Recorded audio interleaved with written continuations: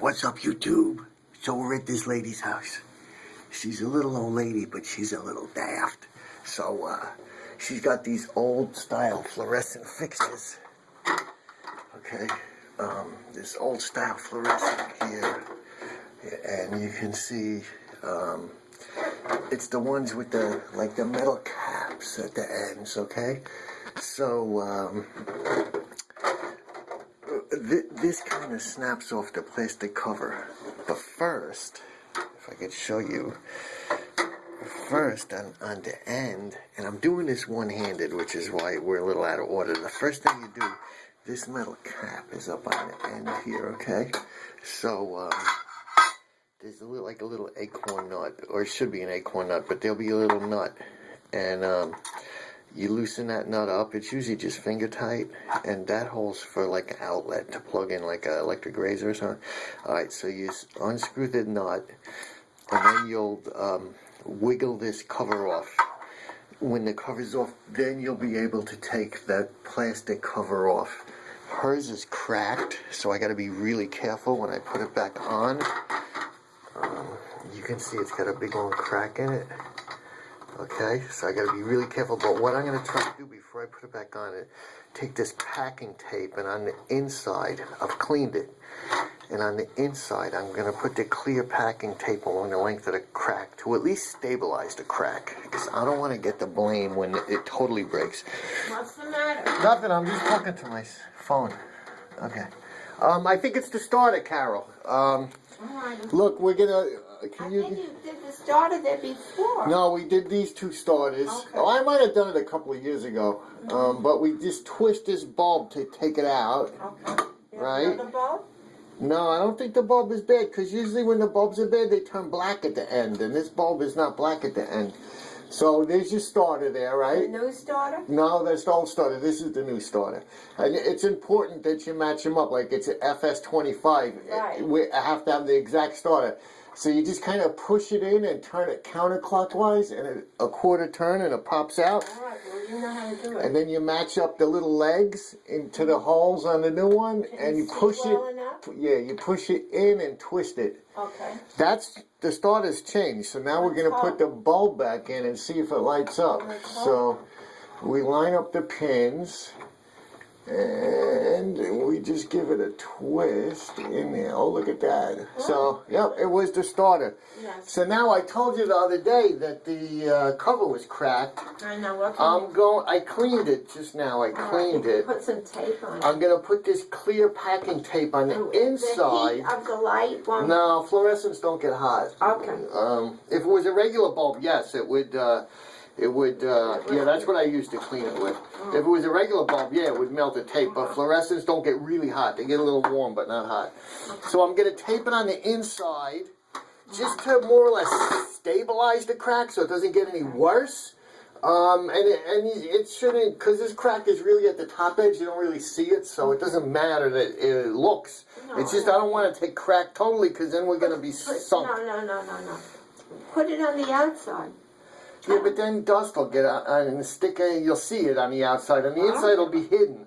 I think it'll look better on the inside. I don't care about the looks. I care about the safety. Yeah, no, it's fine. Fluorescents don't get hot. They get a little warm, but not hot. Not even warm, maybe a little room temperature.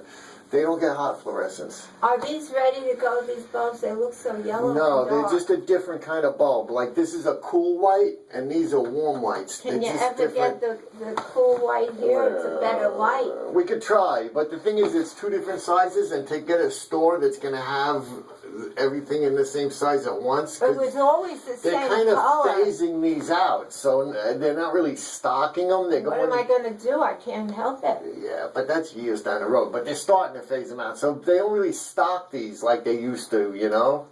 Like, I think I got these at Albertson Hardware, and this I had to get at, like, one of those big stores, you know? Mm-hmm. Well, could you buy a few of these? Because... So, that was Carol.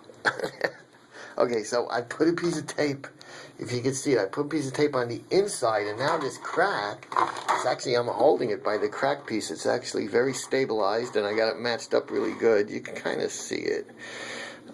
In YouTube's HD, But on the inside, that's the way to do it, so it doesn't get dirty and dusty.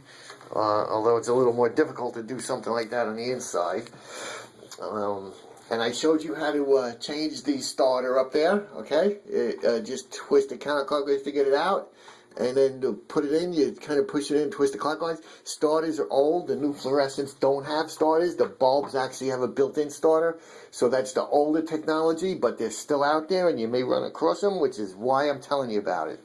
So with the older one like this, usually I notice if the bulbs are bad, they'll turn black at the end. If it's not really black at the end, it's probably the starter, the wall switch, or the ballast. So there's a bunch of things you got to check with fluorescents to see what's bad. This kind of fluorescent, if we did replace the ballasts that are available now are without the starter ballast. So we would rewire it, eliminating the starter socket, and then it would be a new style without starter fluorescent fixture if we had to change the ballast. But we didn't. It was just a starter, so we just did the starter. It's still the same bulb, it's still the same ballast, still the same wall switch. It was the starter. Here's our fixed up. Again, I'm doing this one-handed for my YouTube audience.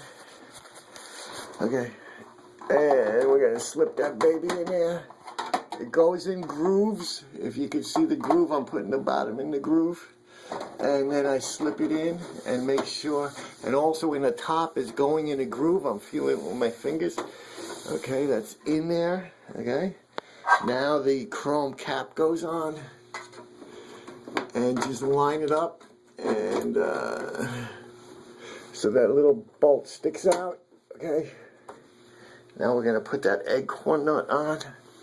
And this job is done. The next thing I have to do for Carol is go, her exercise bike is squeaking and she doesn't like it. So I'm gonna go oil the chain, and I think like the chain cover is scraping somewhere. So it's an old exercise bike, and it's really like kind of like a bicycle. So we're gonna go fix it up. Okay. Okay, I see on, that's like, Valiums, and more Valium, and Alzapram, I think that's like Valium, and deoxyphenolate. What the hell is that? I'll have to Google it. Okay. Okay, I've come out to my truck because Carol is also complaining that her window in her bedroom, it's an old aluminum sliding window, and I have some silicone covering up the brand name there. I got some silicone spray, which I like to use on windows and doors. I would never use oil. I would never use like a WD product, because the simple reason it's a window or a door, and they usually got nice like trim, like a white trim, and if you spray WD-40 on it, in a couple of weeks all the dirt and dust is going to stick to the dried up oil, and it's going to look horrible. In a couple of months down the road, because all the dirt and gunk is stuck in there, you're going to shoot more oil on it because it's working even worse than before you WD-40'd it.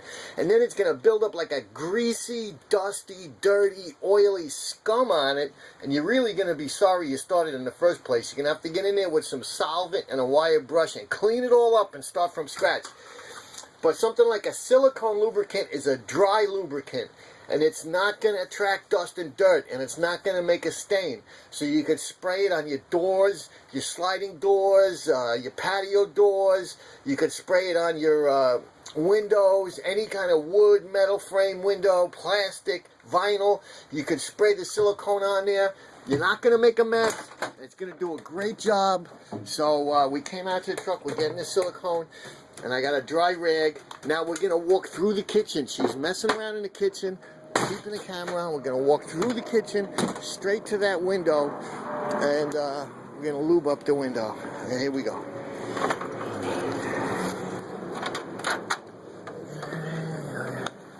All right.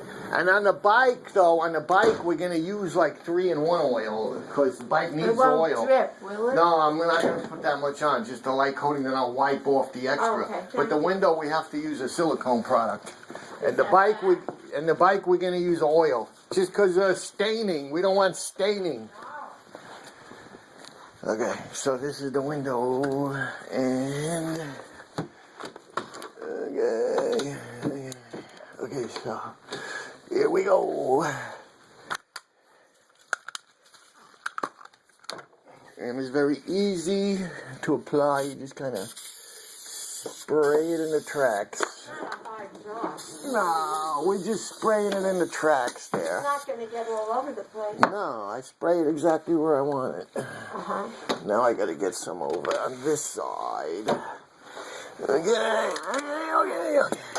I dropped my pen. You want to put on the what? That's up to you.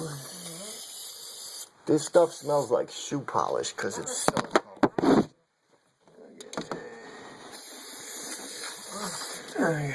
Just a little bit. I don't have to have the whole window done. I never opened that part of it. Yeah, but when you wipe when it you off around yeah, here? I'm gonna wipe it. But look, when you slide this over to here, it is this part. Oh. Right? You're right. See, now it is that part. I just, Oh, that's wipe nice. off, that's Yeah, nice. I'll wipe it down. Yep, Thank yep, you, yep, Dino. yep. Let me. Thank you, Dino, very I much. got the rag right here. All right, great. And Becky, let me put this on my door bag. And actually, this is a damp rag. We can use the damp rag. Yeah, that'll get off the excess. Okay. Thank you. Actually, but when this silicone stuff in like 2 minutes it dries and it's you don't even know it's there. It's just like right. it's like furniture polish kind of.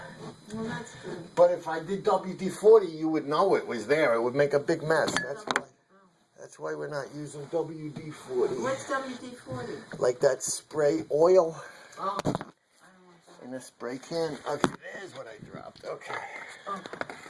All right, let me go do the bike. Is the bathroom all done? Okay, so here's our exercise bike. I've turned it upside down, but it's an old exercise bike. And let's see what the issue is. Oh, that doesn't sound good. I think it's the brake, the resistance thing. I think is scraping on the rim. All right, so we're gonna oil up the chain. We're gonna adjust the brakes, and we're going to try to fix this up for her. Ay. Okay. This house is like a time warp. Look at these look